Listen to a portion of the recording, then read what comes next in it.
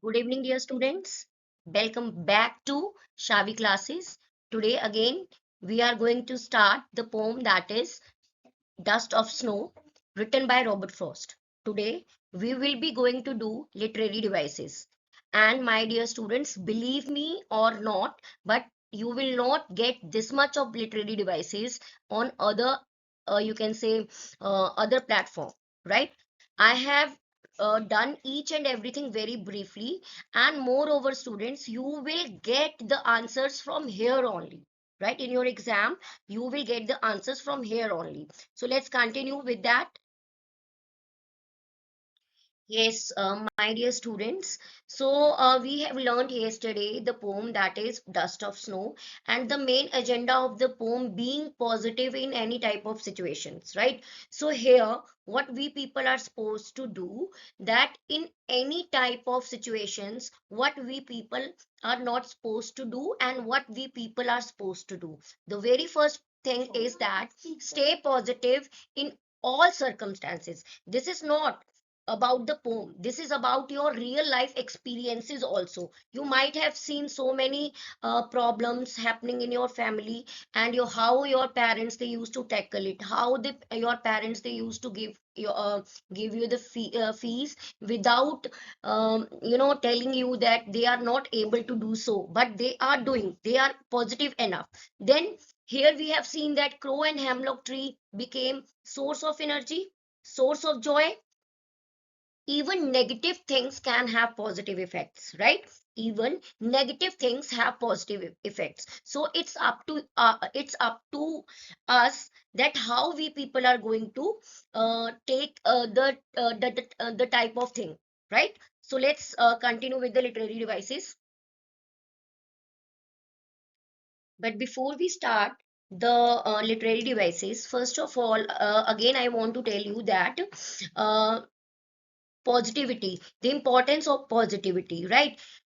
The poet, he became positive, and what had happened, suddenly his mood was changed, right? At the beginning of the poem, the poet feels sad and hopeless at the beginning, but as the positivity has entered in his mind or entered in his heart, suddenly his he became happy from sad.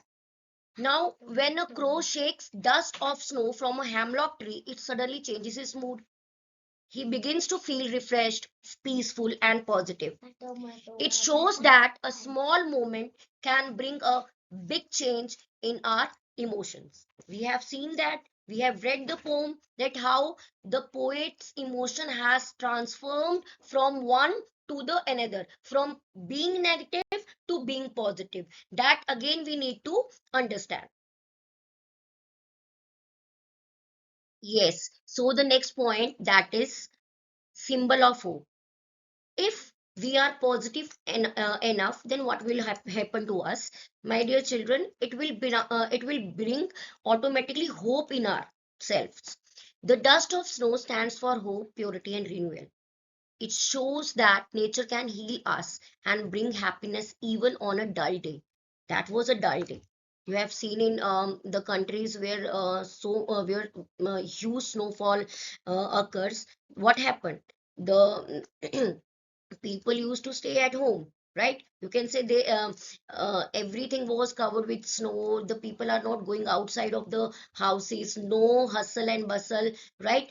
In that day he came outside, right? So in that type of day, sad day, dull day, the nature has healed the poet, right?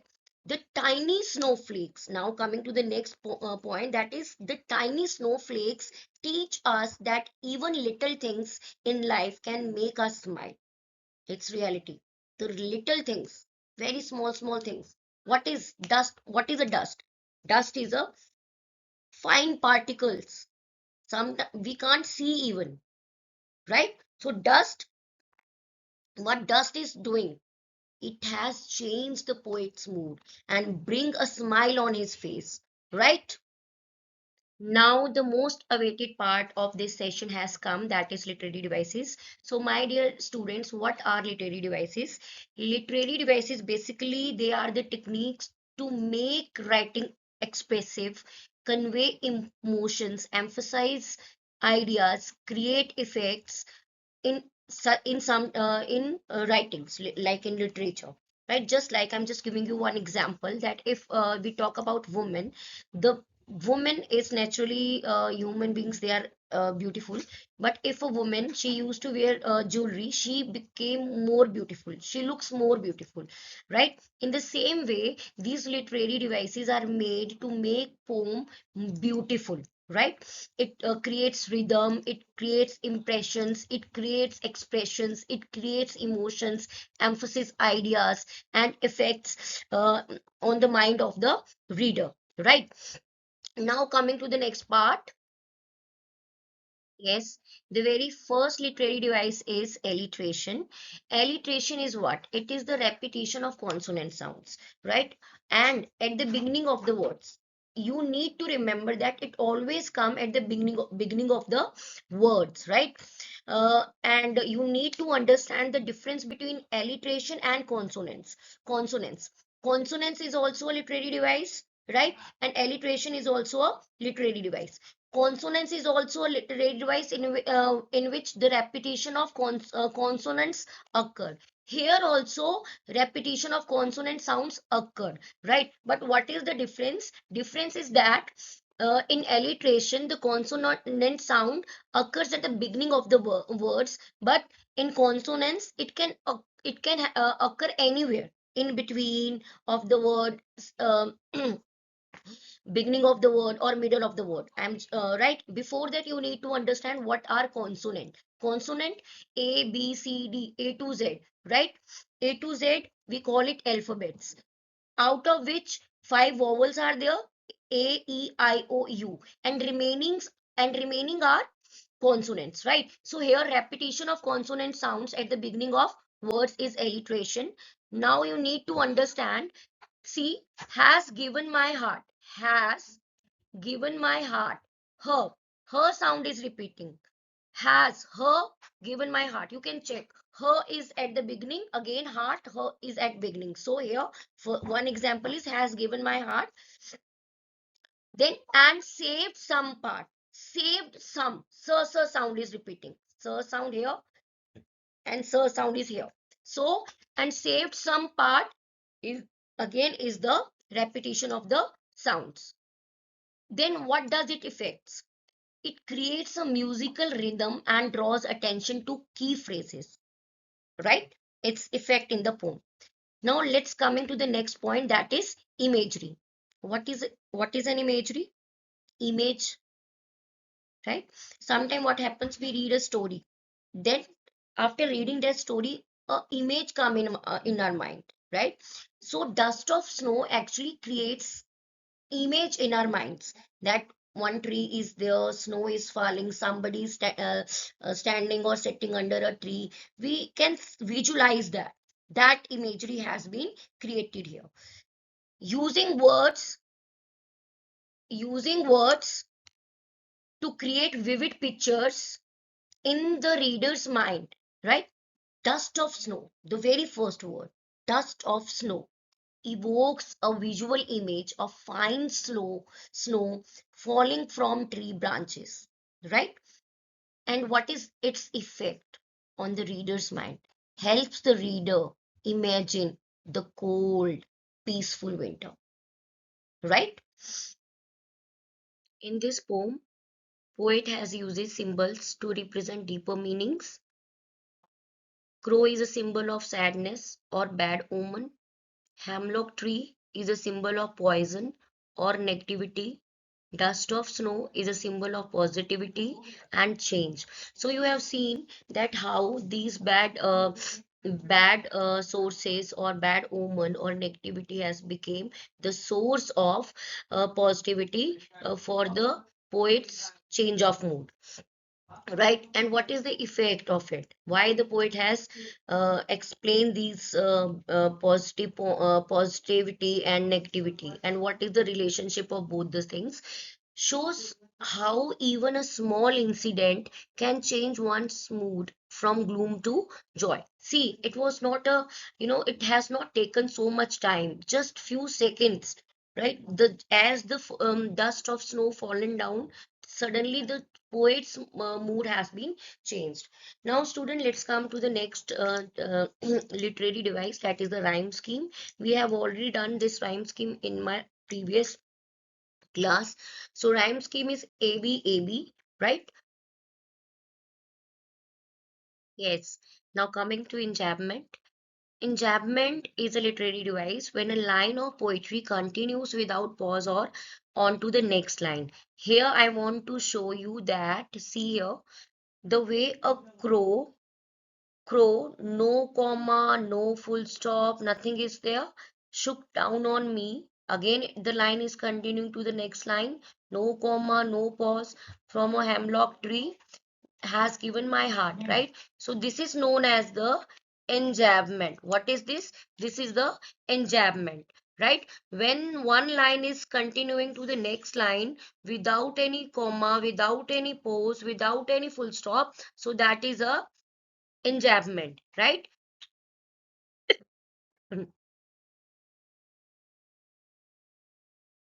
So the way a crow shook down on me. You can see from here the way a crow, no comma is there, no full stop, no any punctuation mark, right? And this line continues to the next. And the second line continues the third line continues fourth line, and then further. So this is known as the enjambment. Now, why the poet use such type of devices? It maintains the flow of thought and adds smoothness to the poem. Then comes to the metaphor. Metaphor, indirect comparison between two unlike things. Mean to say, we used to compare two things indirectly. Here, dust of snow metaphorically represents a small incident, a very small incident that has a big positive impact. You can see, due to that dust of snow, what has happened? The poet's mood has been changed, right? And the changing of one's mood, it's not a small incident, it was a big one. And but the falling of the snow, that was a very small incident. What, why the poet want to express this thing? He want to suggest that even small moments can change one's outlook on life. Yes, now comes inversion. What is inversion? Inversion is the reversal of word order. The normal order of words is changed from poetic effect, right? The way a crow shook down on me. Students, you just remember, you also know this thing, that a sentence has subject plus verb plus object. But here what you can see, that the poet has changed the order, right? The way a crow shook down on me. Otherwise, how we need to write this sentence? A crow, subject, shook down on me, shook is verb, down on me, the remaining part of the sentence, right? But to create emphasis, what the poet has done, he has written the way a crow shook down on me, right? So this is called inversion, the reversal of word order. Is that clear? I hope this is clear to everyone. But if you don't understand, please write a message.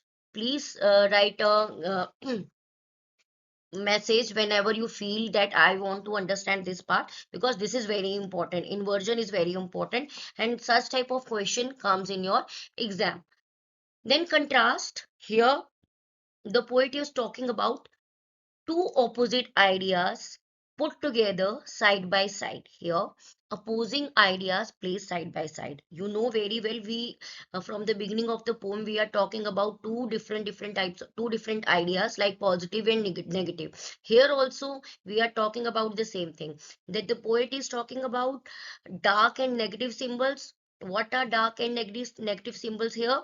Crow and hemlock versus positive feeling, that is joy, heart lightened. Suddenly the poet's heart lightened up, right? He was he was very sad, but he became happy later on. So what is the effect of it? Highlights the poet's message that positivity can emerge from negativity also. See, negativity is on the one side and positivity on the other side.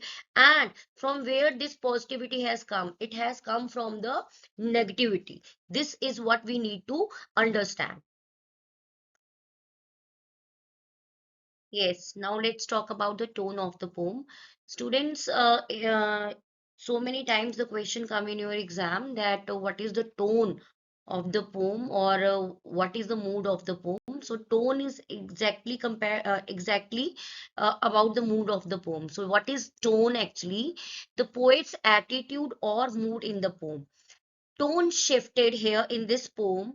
Tone shifted from sad and depressed to hopeful and cheerful. What is the effect? That shows emotional transformation. You have seen that the previously the poet was not happy at all, he was in sad mood, and it has changed from gloom to joy, right? Theme of the poem, we know that central message of or idea of the poem is exactly the same. Even a small event can bring about a big positive change in our mood or life, right? So this is all about the tone. Then coming to the personification, what is personification? What is personification? Giving human qualities to non-human things, right? Giving human qualities to non-human things.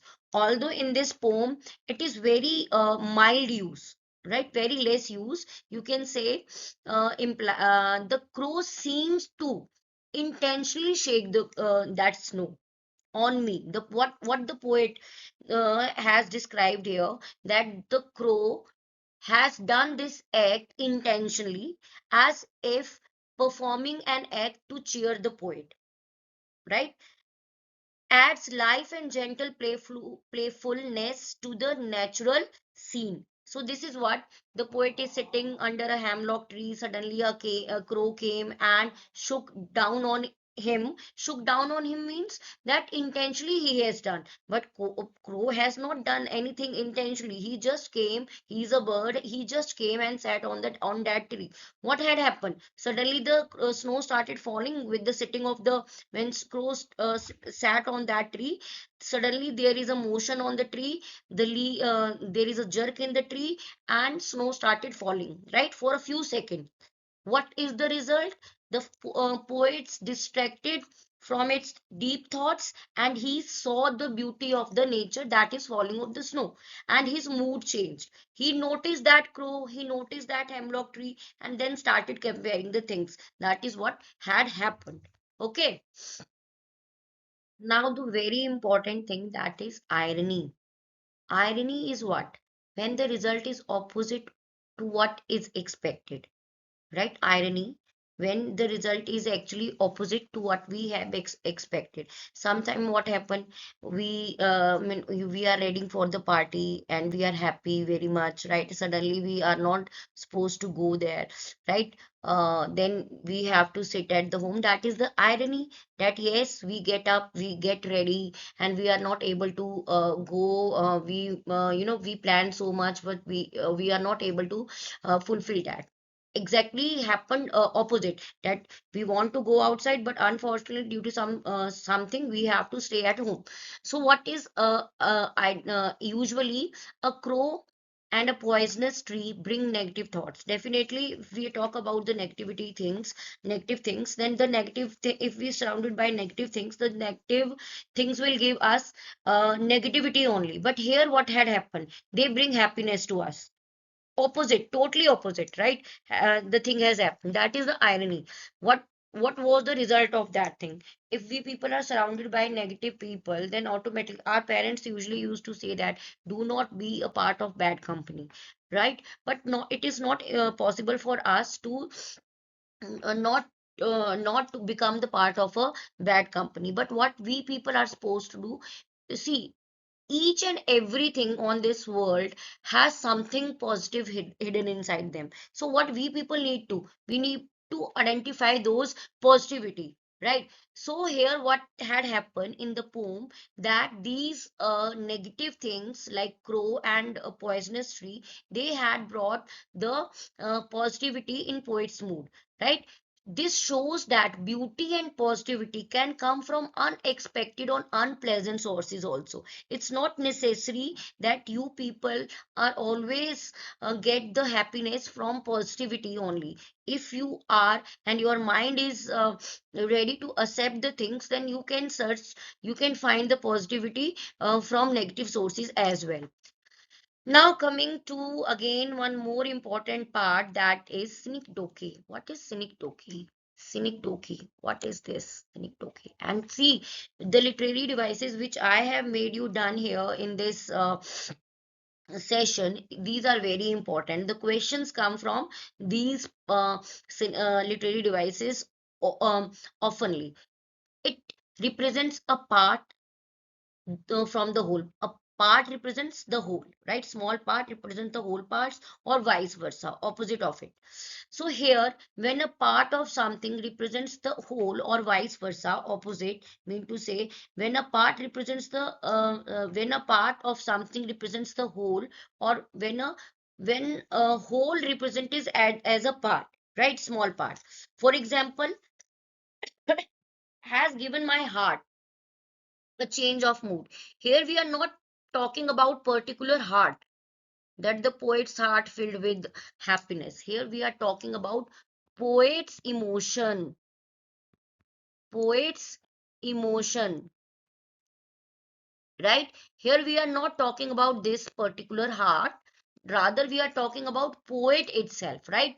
Now understand this. This is called synecdoche, right? Has given my heart. Here he's talking about particular organ, heart. Not only his heart was happy, but his he himself was happy, you can say, right? The emotions of the poet has changed, right?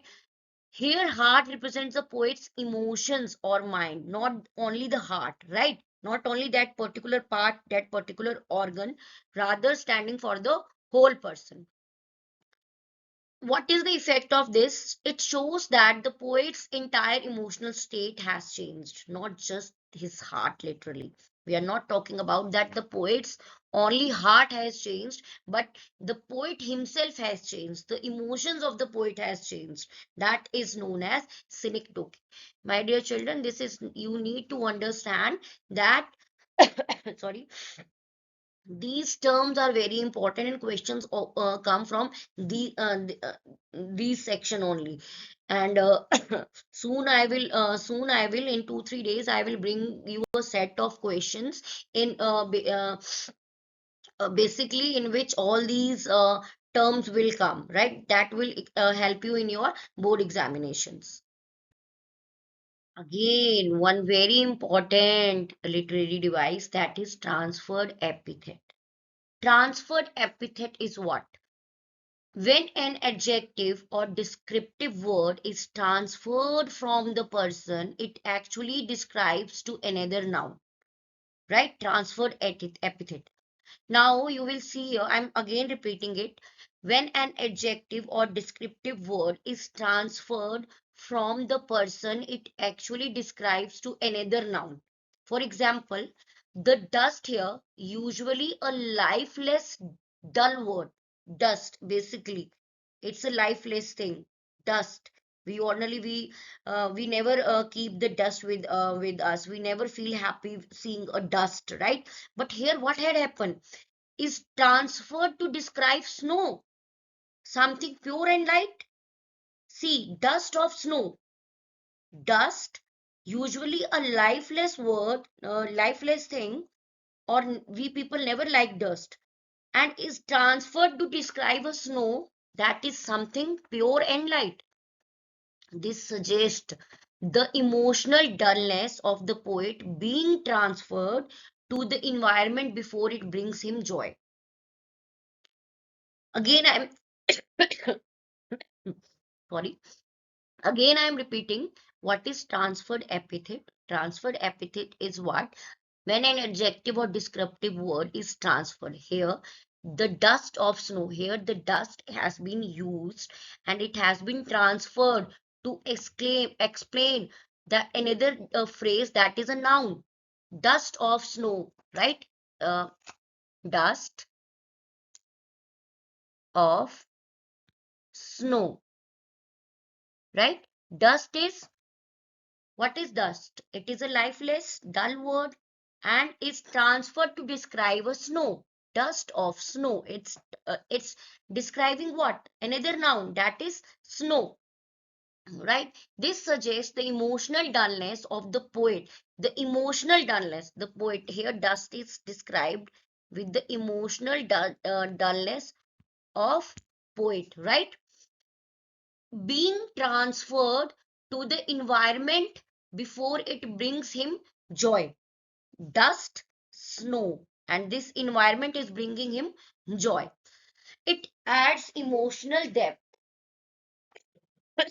Sorry, showing how the mood of nature and the poet are connected. How the mood of the nature and the poet has connected together. Yes, now coming to paradox. Paradox we have already discussed that contrast. Here, when the contrast contradictory statements, you can say a statement that seems contradictory but reveals a deeper truth. Yes, deeper truth is that it's a reality which we people need to understand. A crow, often seen as ominous, and a hemlock tree associated with poison, bring happiness to us. What we people are supposed to do, I have told my students several times that whenever we people see, we people are surrounded with so many things, human beings, non-living things. What we people are supposed to do, we always take the positivity from people. We always take the positive and let the negativity with them, right? What will happen to us then? We will feel happy. So the same thing is happening here, that always you think that this people is negative, that people is negative, I don't want to go with them. But the what we people are supposed to do, just inculcate the good values from everyone, right? And it's not necessary that all the negativities only have negativities or only they will give you negativity. It's up to us what we people are going to take. Here crow and hemlock tree, they has become the source of positivity. It highlights the teen. Joy can emerge from dark or unpleasant things also. So we need to understand, my dear children, that this thing, if we want to live a good life, then we need to understand that if we are surrounded by bad things, then we need to search out where where is the happiness, right? Happiness is always inside us. That eyes we need to uh, that we need to see from our eyes, that is important. So dust and snow, and you can say crow and hemlock tree, they are interconnected by this bringing the positivity from negative sources, right? And who are the positive source here and what is the negative? Negativity is hemlock tree, crow, and positivity, the emotions of the poet, which has been changed from negativity to positivity.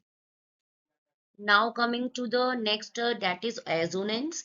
Assonance is the repetition of vowel sounds with nearby birds. It can comes anywhere. Shook down on me.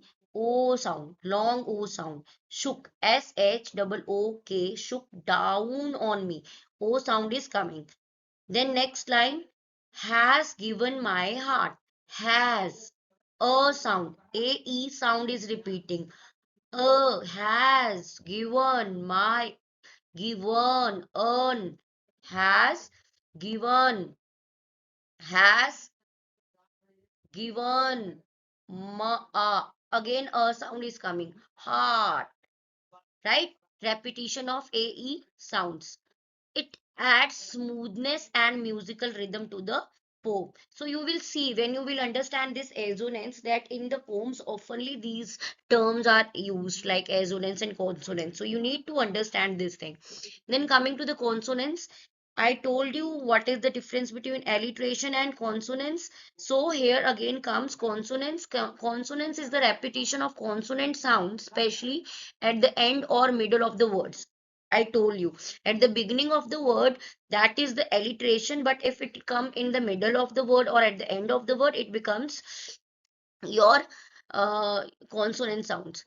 Dust of snow, dust, sir sound is repeating here, sir sound, here sir sound. So this is dust. Again, dust of snow saved some part.